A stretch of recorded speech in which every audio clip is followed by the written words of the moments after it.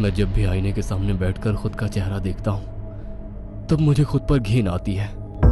आईने में देखते ही मुझे खुले जबड़ों के साथ मेरे सभी दांत दिखाई देते हैं। ऐसा इसीलिए क्योंकि मेरे एक गालों का भाग नहीं है। मैं पब्लिक प्लेस में जाता हूँ तो लोग मुझे देखकर डर जाते हैं। छोटे बच्चे मुझे देखकर रोने लगते हैं। लेकिन मैं बचपन से ही ऐसा नहीं था। ये मेरे साथ तब हुआ था जब मैं 18 साल का था और अब मैं 32 साल का हूँ। उस साल मेरे डैड ने हिल स्टेशन पर एक विला खरीदा था। विला काफ़ी बड़ा और आलीशान था। उसके साथ उस प्रॉपर्टी में एक छोटा सा तालाब भी था जो तैरने के लिए और विला की खूबसूरती बढ़ाने के हिसाब से बनवाया गया था।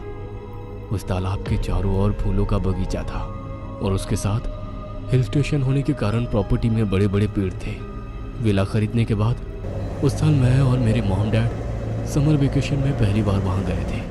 मेरे डैड को स्विमिंग बहुत ज़्यादा पसंद थी, इसलिए वो मॉम के साथ रात में तालाब में स्विमिंग करने जाते थे। मैं भी दिन में तालाब में स्विमिंग करने जाता था। वो तालाब दिन में और चांद की रोशनी में मेरे कमरे के खिड़की से साफ साफ दिखता था। रात में मैं जब सोने की कोशिश करता तब ना जाने मुझे ऐसा क्यों लगता था कि वो तालाब मुझे अपने पास खींच रहा है और मैं अचानक उठकर खिड़की के पास जाकर चांद की रोशनी में उस तालाब को निहारता रहता था। मेरे डैड को वो तालाब बहुत ज़्यादा पसंद आया था।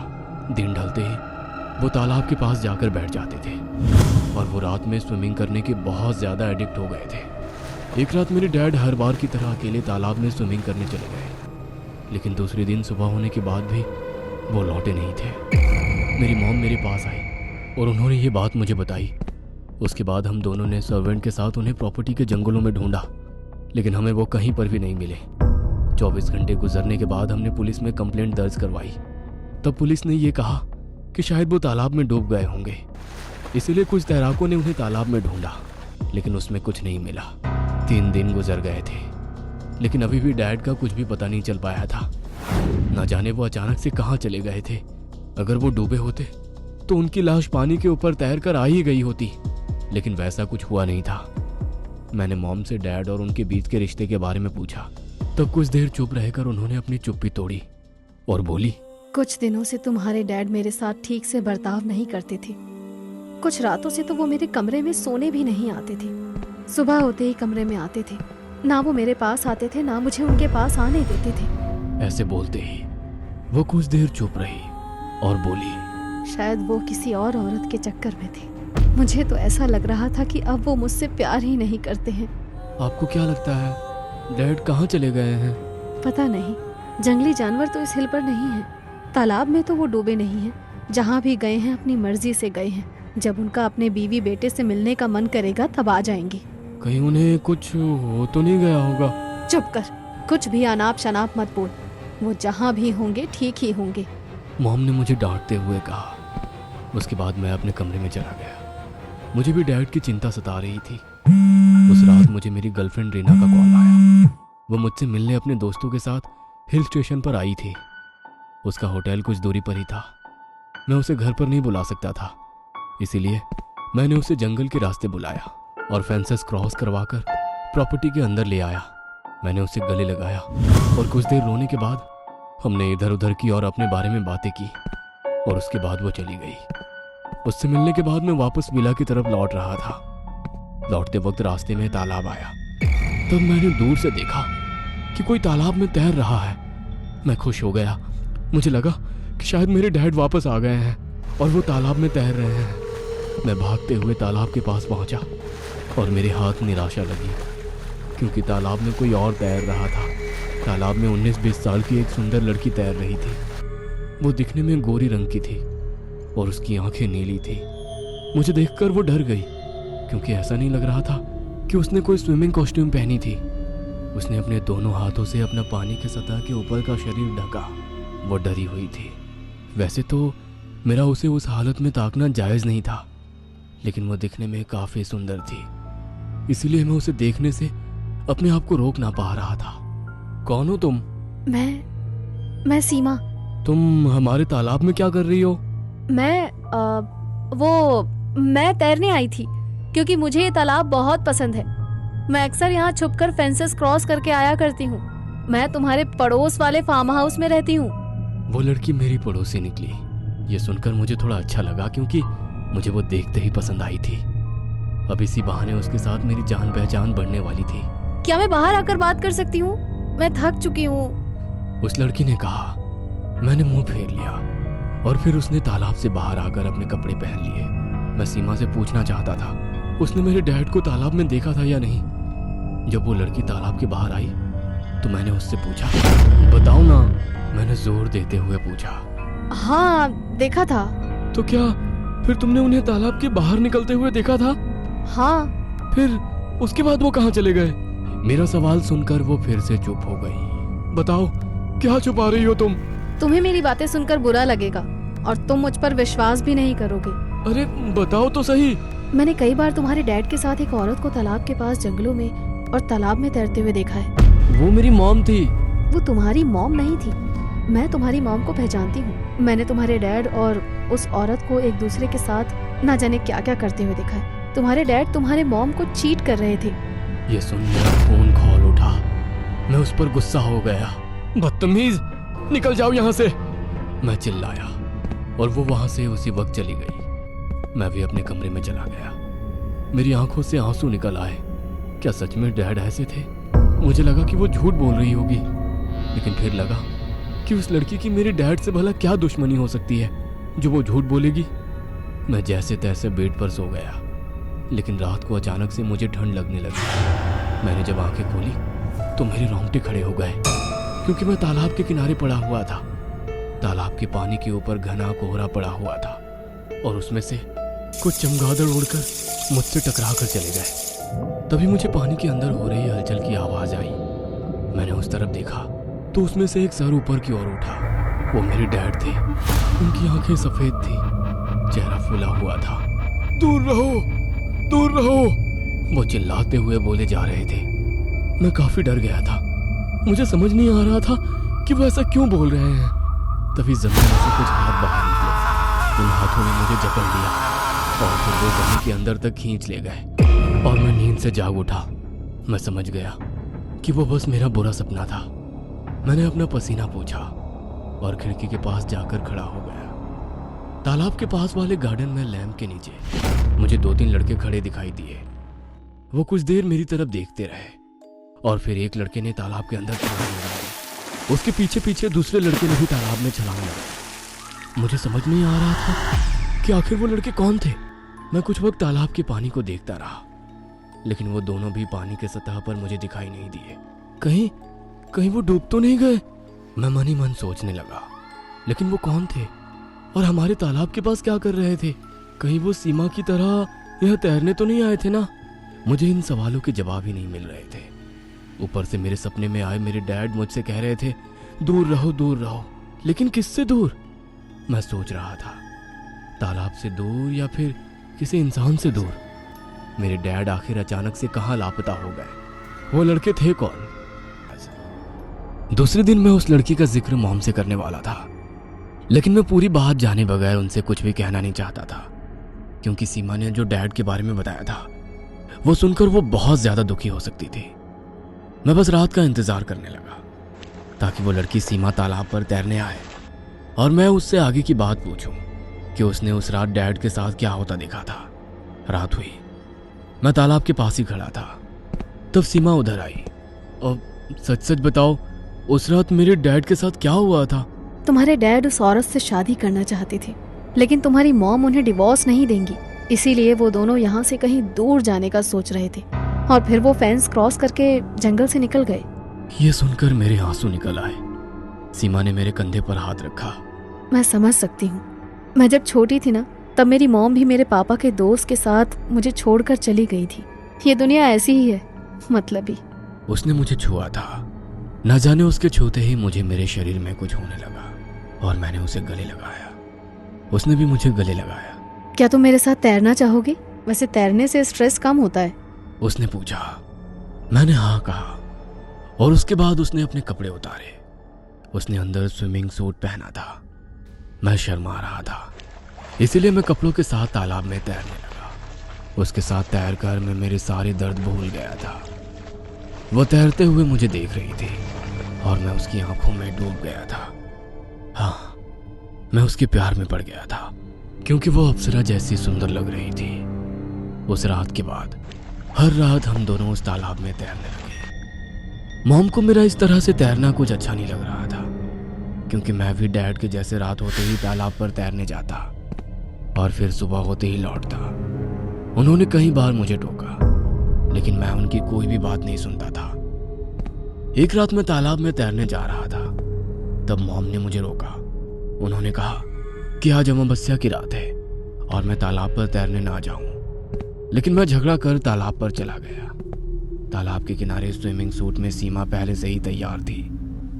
मेरे आते ही उसने मुझे गले से लगाया और फिर वो पानी में उतर गई। उसने मुझे पानी के अंदर बुलाया। मैं पानी में उतर गया। तैरते हुए हम दोनों तालाब के बीचों बीच पहुंच गए। वो मेरे बिल्कुल सामने थी। मैं उसकी खूबसूरती को निहार रहा था। मैं आज सीमा को बताने वाला था कि मैं उससे प्यार करता हूं, लेकिन तभी उसने मुझे कहा, शुभम, मैं तुमसे प्यार करती हूँ और तुम्हारे बिना नहीं जी सकती। ये सुन मेरे होश उड़ गए। मैंने उसे गले लगाया और बोला, मैं भी तुमसे बहुत प्यार करता हूँ। यह सुन वो खुश हो गई। तभी मैंने देखा कि उसकी पीठ अचानक से काली पड़ गई। उसने अपने नाखून मेरे पीठ में घुसाए। ये क्या कर रही हो? मैं चिल्लाकर बोला और उसे अपने से दूर धकेल दिया। और उसे देखकर मेरे रोंगटे खड़े हो गए, क्योंकि मेरे सामने सीमा नहीं बल्कि एक डायन थी। उसका चेहरा काला और आंखें सफेद थी। उसने लंबे नाखूनों पर लगा मेरे खून अपनी लंबी जीभ से चखा और बोली, ये तो बड़ा लजीज है, तुम्हें खाने में बहुत मजा आएगा। उसने अपना जबड़ा खोला और मेरे होठों को चबाया और फिर मुझे पानी के अंदर डुबो ले गई। वो मुझे पकड़कर पानी के अंदर ले जा रही थी। मेरा खून पानी में बह रहा था। कुछ ही देर में वो मुझे तालाब के नीचे ले गई, जहां पर मुझे कीचड़ में फंसी हुई लाशें दिखाई दी। उनमें से एक लाश की उंगली में मुझे मेरे डैड की अंगूठी दिखाई दी।